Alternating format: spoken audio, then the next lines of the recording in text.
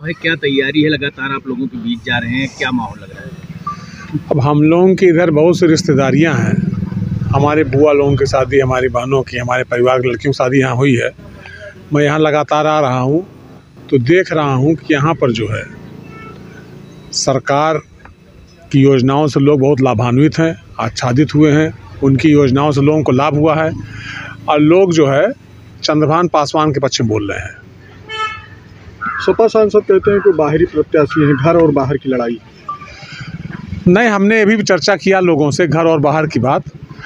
तो यहीं बगल में रुदौली से के रहने वाले हैं, वही सटी विधानसभा है और हमारे सांसद जी बगली विधानसभा सुहावल के रहने वाले हैं। तो दोनों घर की दूरी लगभग बराबर है, कोई बहुत दूरी नहीं है, बराबर ही दोनों मिल्कीपुर के लिए एक ही जैसे हैं, अलग नहीं कोई ऐसा। लेकिन वो तो कह रहे हैं कि भाजपा ने जितने मंत्री लगाए हैं वो सत्ता के कारतूस हैं। अब इसके बारे में हम नहीं जानते क्या है। गोसाईगंज से आप विधायक हैं, मिल्कीपुर में क्या रहेगा आपका? मिल्कीपुर में जो ये पासवान लड़ रहे हैं, चंद्रभान पासवान जी, इनकी स्थिति अच्छी दिखाई पड़ रही है और जनता इनके पक्ष में बोल रही लगातार और कह रही कि ये लोगों के दुख और सुख के भागीदार हैं। शादी हुआ, ब्याह हुआ, कहीं किसी की परेशानी हुई, कोई मर गया, कोई जी गया, ये या इनके परिजन लगातार पहुंचते रहते हैं, लगातार जनता के बीच में हैं, उनके दुख और सुख के भागीदार हैं। इसलिए इनके पक्ष में जो गरीब कमज़ोर तबका है, दबा कुचला समाज, शोषित वंचित समाज है, वो इनके साथ खड़ा दिखाई पड़ रहा है। पिछड़े वर्ग के लोग, ये चौरसिया वर्ग की संख्याएँ बहुत ज़्यादा है।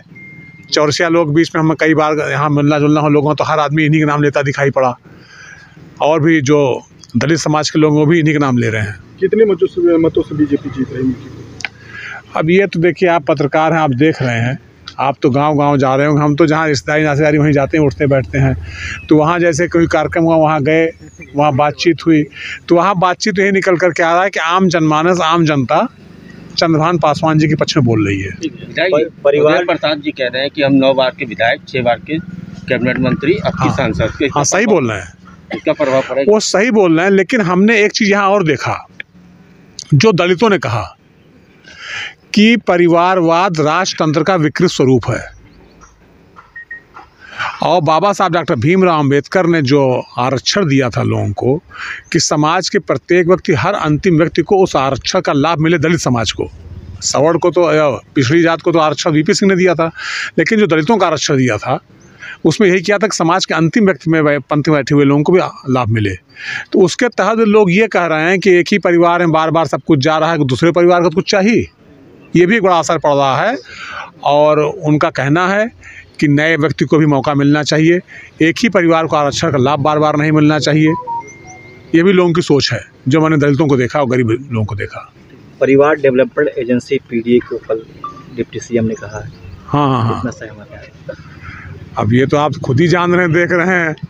मिल्कीपुर में भी लोग यही बात कह रहे हैं कि एक ही परिवार का आदमी बार बार होगा। नहीं, पीडीए को उन्होंने कहा है, उसकी डिफिनेशन बताइए कि परिवार डेवलपमेंट एजेंसी।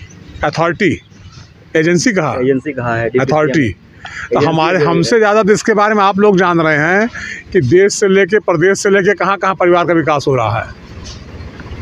लोकतंत्र में मैंने आपको पहले बता दिया, परिवारवाद जो है उचित नहीं है।